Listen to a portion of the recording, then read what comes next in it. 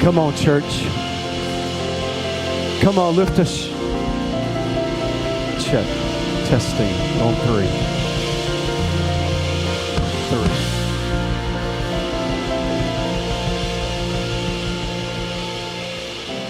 Come on, church, lift a shout of praise this morning. Come on.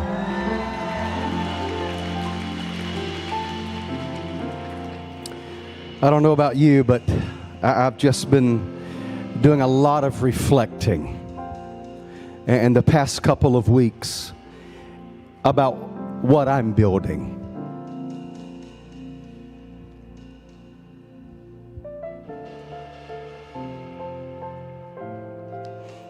What I'm building to leave.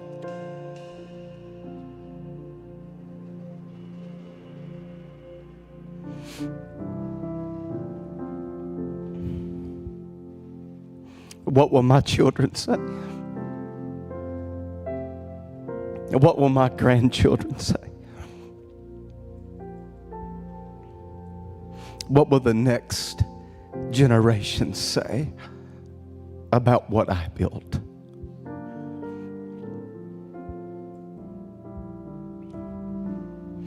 I want to preach this morning from the topic of legacy versus currency. Legacy versus currency. In Mark chapter 12, listen as I read, it says, as he taught, Jesus said, watch out for the teachers of the law. They like to walk around in flowing robes and be greeted with respect in the marketplaces, and have the most important seats in the synagogues and the places of honor at banquets. They devour widows' houses and for a show make lengthy prayers. These men will be punished most severely. Jesus sat down opposite the place where the offerings were put and watched the crowd putting their money into the temple treasury. Many rich people threw in large amounts, but a poor widow came and put in 2 very small copper coins, worthy only of a few cents. Calling his disciples to him, Jesus said, truly I tell you, this poor widow has put more into the treasury than all the others. They all gave out of their wealth, but she, out of her poverty, put in everything, all she had to live on. Father, thank you that you put your entirety into the treasure, which is us. We are your treasure, the people of your pasture.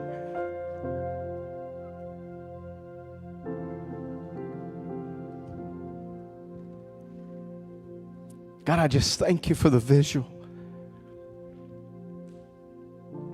When Jesus was on the cross, giving everything he was to us, you sat at a distance and you watched your one and only Son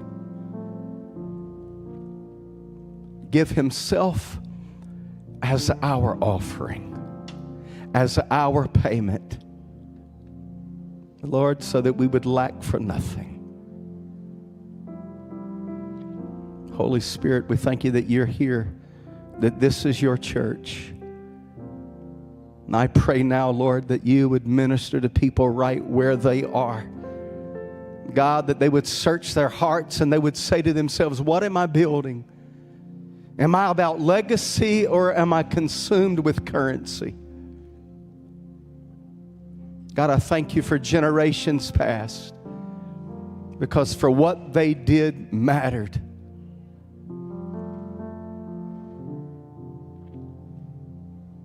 God, help us to be that generation, that when the generations come, they can look back and say, Latitude Church, what you did mattered.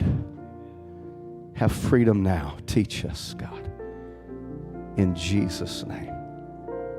Amen. And write this statement down. The way we give will be reflected in what we are building. The way we give is a direct reflection in the way in which we're building. How I give is so much greater than the amount I give. What you did mattered than how much you gave.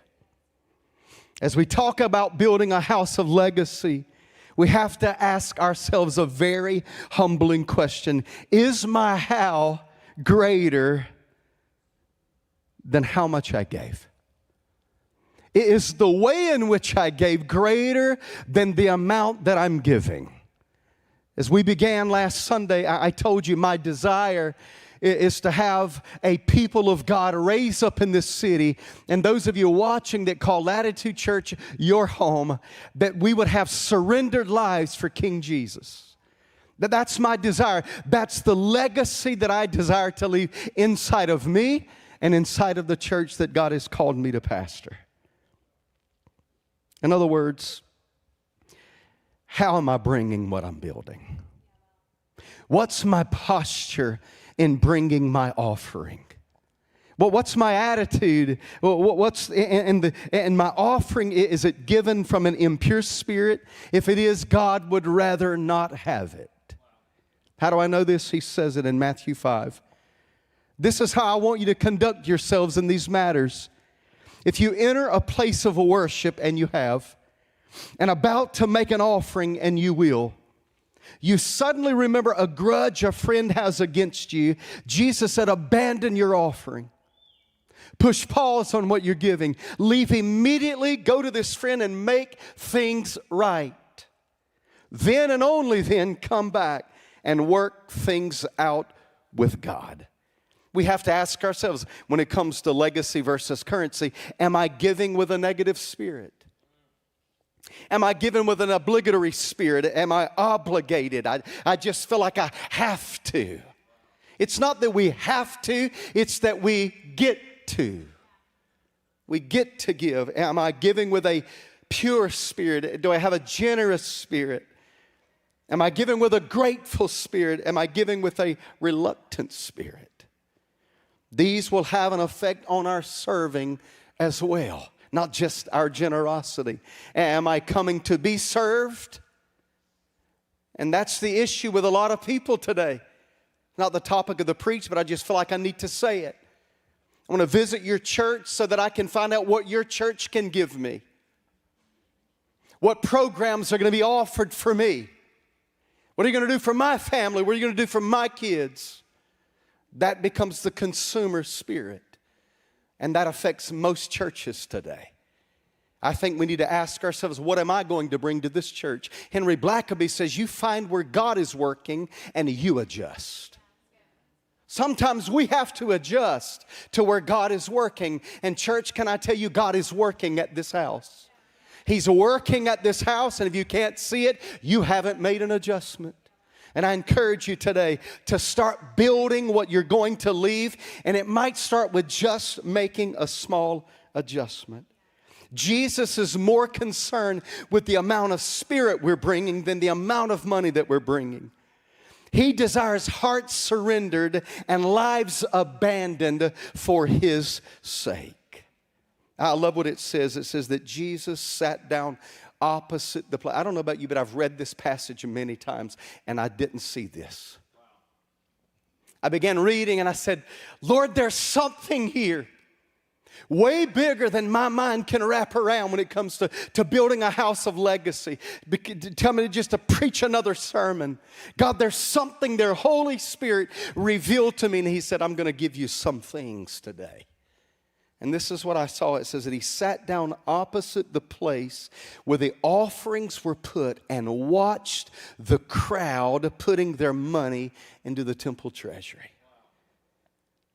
You see, I believe Jesus was watching to see who was investing in their legacy over the amount that they were giving. It says He watched the crowd, not the cash. He watched the crowd. He watched their attitude. He watched their spirit. He watched their motives. He watched the person. Didn't care what was in the purse. He was watching the person. And can I tell you that the generations that follow us are going to look at the person, not so much the things that we left. You heard about the billionaires last week. They left a lot of currency, but not so much of a legacy. Matthew 6, Jesus says, don't store up treasures on earth, where moths eat them and rust destroys them, and where thieves break in and steal. He says, store your treasures in heaven, where moths and rust cannot destroy, and thieves do not break in and steal. Wherever your treasure is, your heart will be also. He was looking at their hearts. And he was making reference to the religious leaders, and look what I'm giving, and look at the amount I'm giving, yet their hearts were defiled. When that widow came up, she gave from her heart all that she had. Somebody say, all she had. She gave all she had. That's what Jesus taught. In other words, Jesus was saying there is no eternal security in what we're gaining on this earth. There's just no eternal security with what we're gaining on this earth. The only investments not subject to loss are the treasures of legacy you're storing up in heaven. That's what he's saying. I don't know what you're storing up today, but I encourage you and challenge you to store up treasures in heaven, not on this earth. A monetary inheritance is great, but it's only going to last but for so long. What the church did in building a legacy for us still matters today. Over 2,000, you can read about it in Acts chapter 2. Over 2,000 years ago, still matters today. The legacy that they were building. Let me give you an example. My grandfather was a farmer. He was a small farmer. He was a Marine and fought in World War II, and then he began to farm a little bit. And so I grew up on the farm. That was my job every summer. When I remember being 5 years old, and his crop was tobacco. And we had stick barns. And some of you younger generations have no idea. You've never worked until you've worked in tobacco. Can I get a witness? 3 people have worked in tobacco. Great. Yeah, so you 3 know what I'm talking about. Yeah, so when I was 5, I remember my first job was picking up leaves off the ground, knocking the dirt off and put them where they could hang them up so they could cure out, go sell it, and kill us. It's great. It's really good. It's great. And then when I was 7, I was big enough to barely reach the pedals of the Farmall 140. That's a tractor. And I drove the tractor through the field as they primed and put it. I can't believe I didn't kill somebody at age 7, but I didn't. Thank you, Jesus. But I was thinking about this legacy, and I thought, you know, what my grandfather left for me was not monetary. He had land, and he had a little bit of farm equipment. When he bought tractors, they were not new. The equipment behind them were not new. They were always used. And I thought, man, I didn't get a single thing when he passed. And he literally died on his deathbed. My brother led him to Jesus on his deathbed. I never heard him talk about God. They went to church because that's what he had to do. He went to church. Not sure if he tithed. I don't know. I don't remember him serving, but he was a hardworking man. And I said, God, what did my grandfather build to leave me that he didn't know he was leaving? And he said, the gift of faith. I don't know if you know anything about farming, but farmers have more faith than anybody that can plant a seed and expect something to come from that dirt year after year after year. And I said, God, what did he leave me? He said, he left you something that was far greater than a tractor, far greater than a piece of dirt. He left you a legacy of the gift of faith. And I can stand here this morning and tell you that I have the gift of faith. And I believe that my grandfather had a huge part to play in building that in my life. And little did he know it, 48 years from then, he was building something that will outlast me.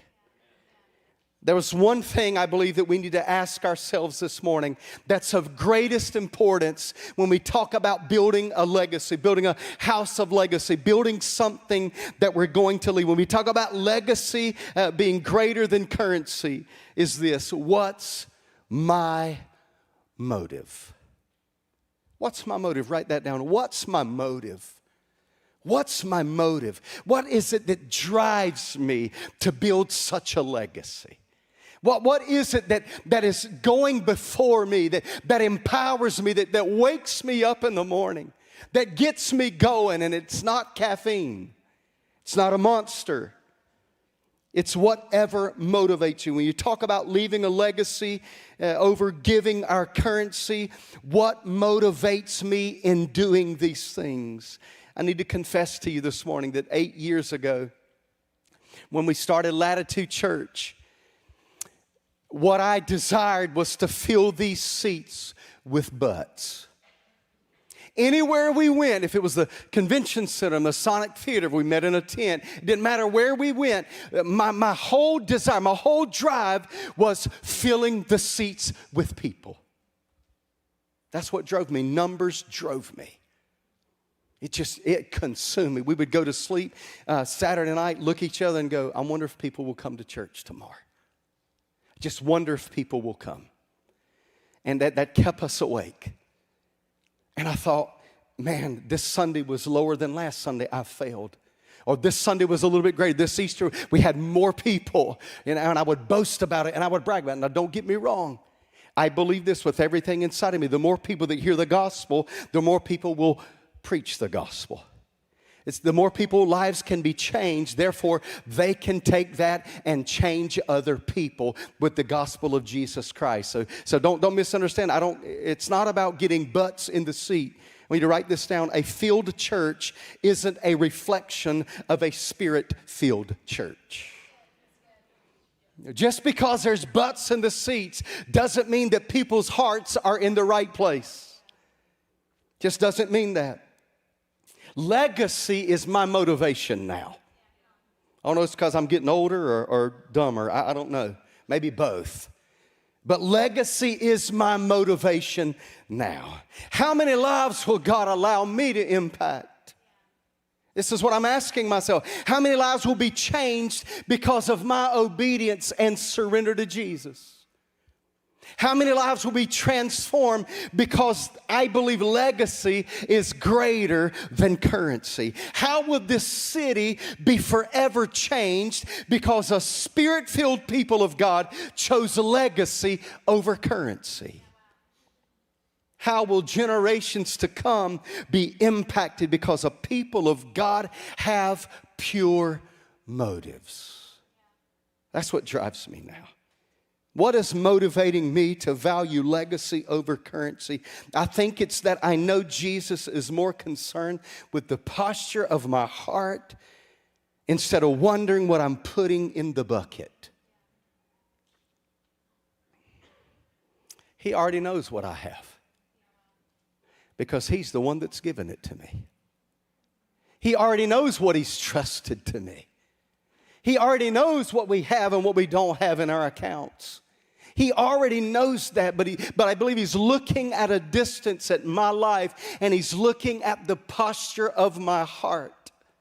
And He's wondering, is that going to be my driving force to leave such a legacy? He's watching my posture and my motivation. It reminds me of a story in John chapter 12. You've heard this story.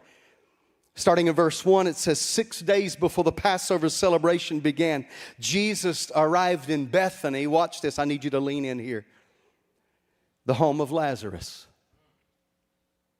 the man He had raised from the dead.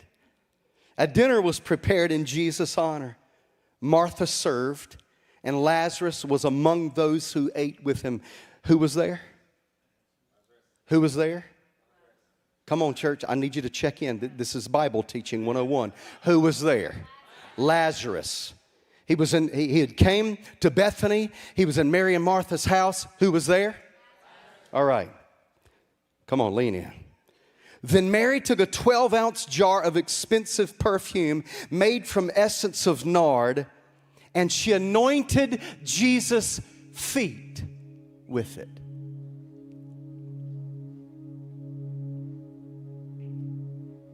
Wiping his feet with her hair.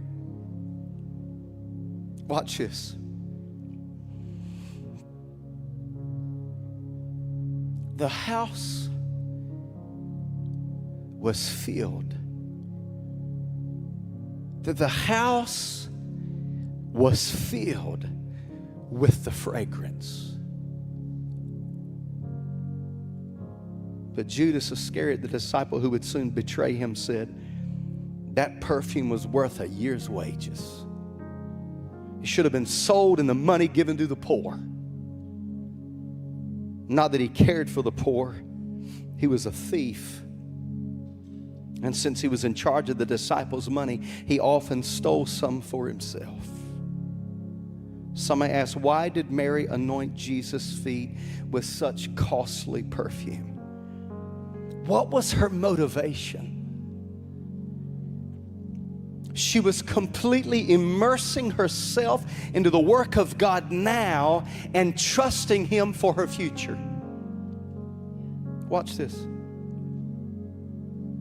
Her past deliverance was the motivation behind her present sacrifice because she could trust His future promises.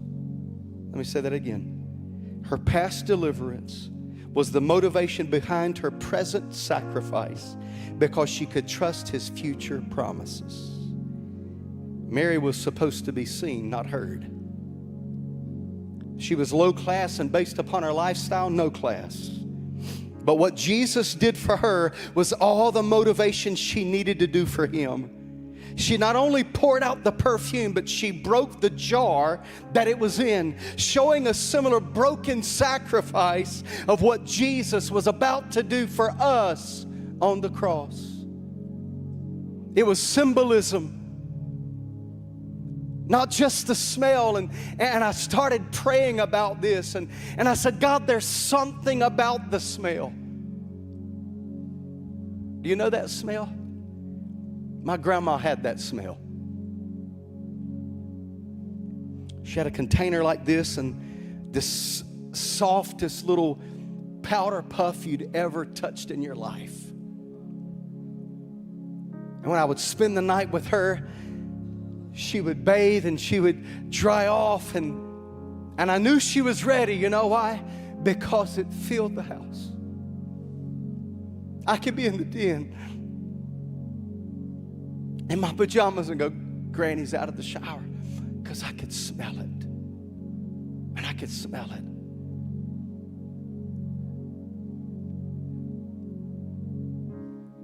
It just permeated throughout the house. I said, God, there's something about this smell. Talking about legacy versus currency. That was expensive perfume. All Mary had, that's all she had. And she poured it on the feet. Isaiah says, how beautiful are the feet of those who bring the gospel. She poured it out on Jesus' feet. She anointed His feet because where He was about to walk next would impact us until eternity. Where He was going to walk next was going to permeate every place that He went. This perfume was meant for kings. Jesus came as a servant, as the King of Kings.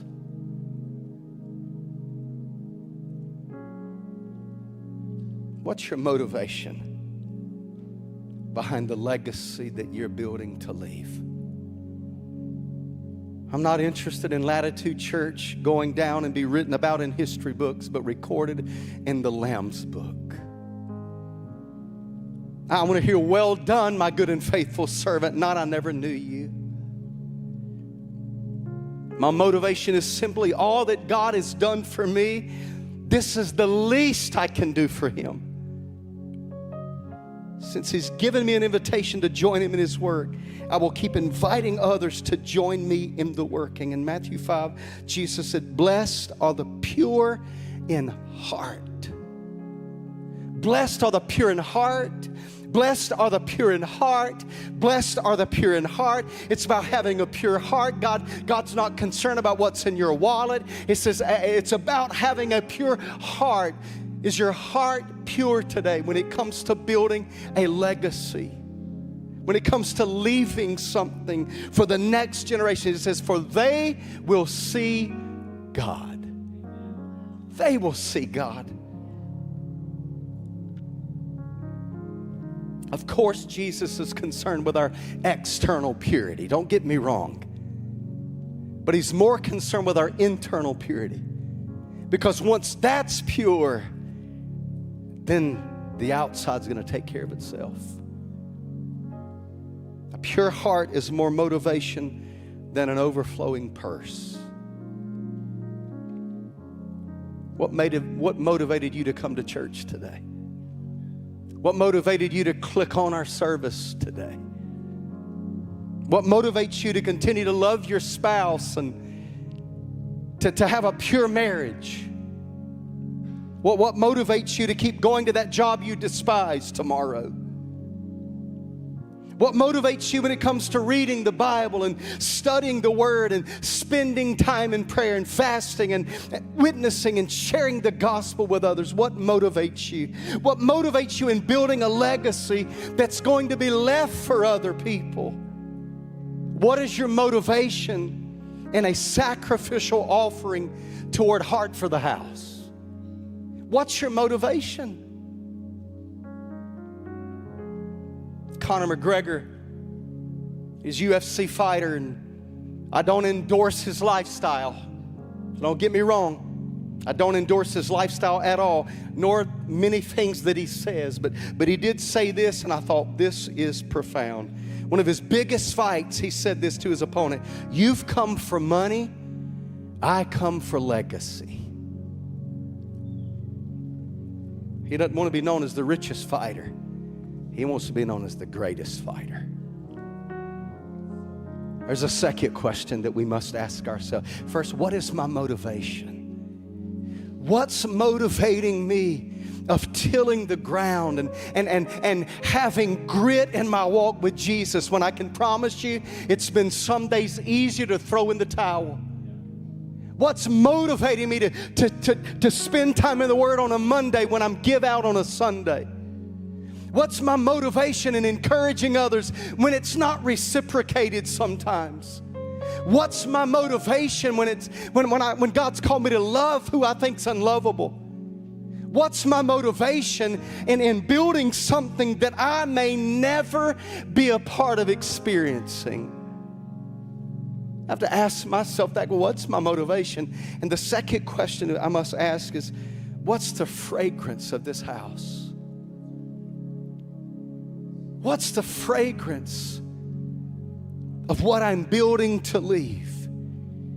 And a couple of weeks ago, my wife bought this thing that's almost like a wallflower on steroids. She controls it with her phone, and I'm like, that's just crazy. She can be here right now and cut a sin on. We walk in, it's like, where did that come from?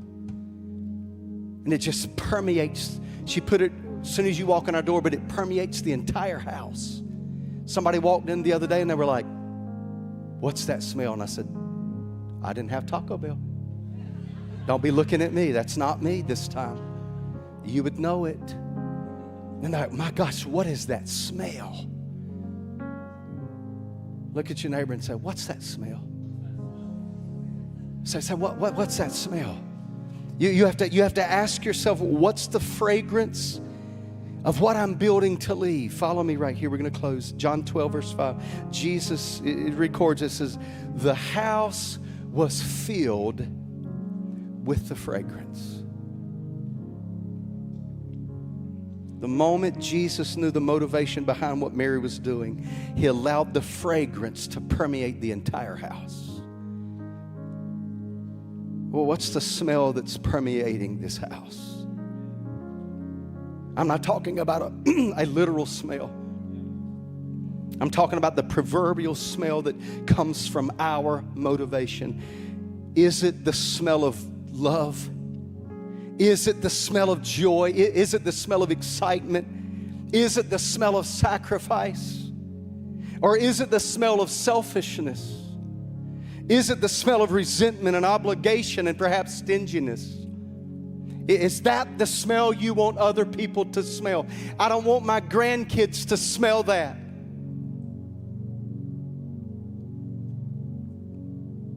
There's a difference, and people can tell it. The sweet smell of Mary's perfume countered the stench of Lazarus' tomb. You remember who was there? Who was there? This is John chapter 12. In John chapter 11, Lazarus died. The same Mary that met Jesus before she got to the house, she said, had you been here, your friend would have never died. Had you only been here, Jesus, your friend would have never died. You know the story, Jesus shows up and he wept. And he said, move the stone. So they moved the stone. He says, Lazarus, come out. He was dead for 4 days. I did some research, and between 2 to 3 days, an embalmed body begins to stink because of the bacteria. Then I also read, depending on the type of bacteria, it could put off a fruity smell. Didn't know that. I thought, a fruity smell? What she broke and anointed the feet of Jesus, what was a smell that covered up the stench of death. Lazarus was sitting there. Once was a dead man. But because Jesus was building a house of legacy, he allowed Lazarus to be there to witness what his sister was about to do to prepare him for his death.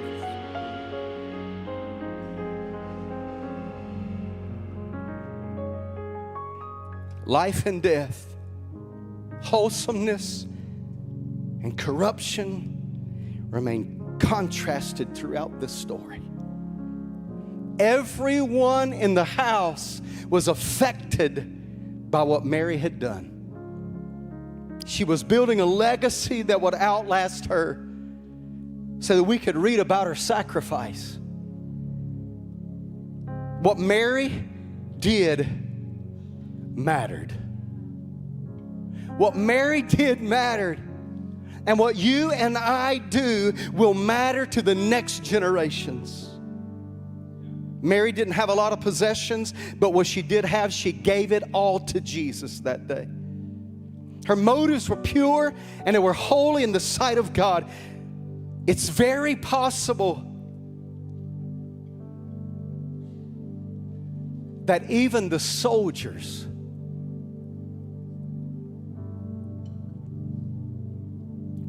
who knelt down to nail Jesus' feet to the cross could smell that perfume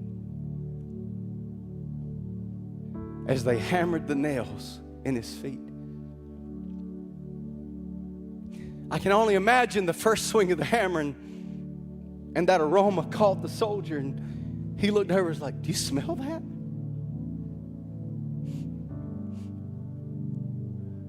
That's a king's perfume. And how that impacted his life right then and there.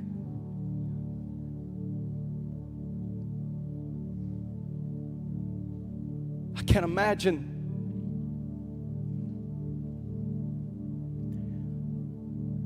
them hanging Jesus on the cross and the smell filling Calvary. And the smell just permeating down on Mary, his mother, as she wept at the cross. I can't imagine the smell that covered that room. and to look back and think, that's the smell of love. And that's the smell of grace. And that's the smell of legacy that I want to leave when I'm gone from here. What's your motivation? The essence of our sacrifice will permeate to those in our presence. The essence of our sacrifice will permeate to those in our presence. Legacy versus currency. There was a man who married a very beautiful girl. After marriage, they were living happily. The man admired her beauty and he loved her so very much. But after a few months, the wife came down with a suffering skin disease that would eventually affect her beauty. Knowing this, the wife started thinking to herself, what if I become ugly? What if I lose all of my beauty? My husband will start hating me. And I can't stand the thoughts of my husband hating me. Meanwhile, one day her husband had to go out of town for some work, and when he was returning home after that work, he was met with an accident. And he lost sight in both of his eyes. In spite of all this, the marriage continued to prosper. Time passed, and the wife completely lost her beauty due to the skin disease, and she turned ugly. But her blind husband couldn't see it, so it didn't affect their marriage. He kept loving her like always. One day, the wife died, and now the husband was sad and all alone. And he decided to leave that city. He completed all the funeral arrangements for his wife, and the next day he was about to leave, and his neighbor saw him, and his neighbor said to him, how will you be able to live without the support of your wife? You can't see, and your wife was always there for you to support you and help you for many years. It's going to be really difficult for you.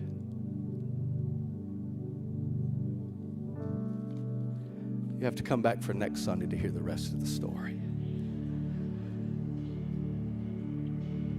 Stand to your feet this morning.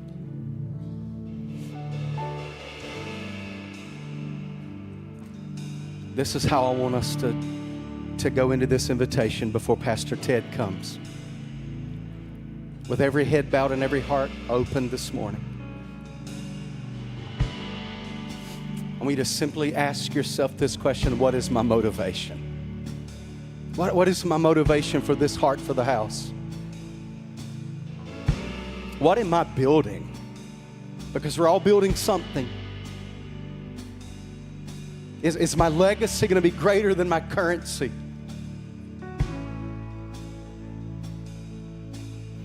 And right now I want you to ask yourself this question: how am I don't care about anybody else. I want you to think about me right now. How am I building this legacy that I want to outlive me when it comes to the gospel of Jesus Christ? That's what matters. That's all that matters.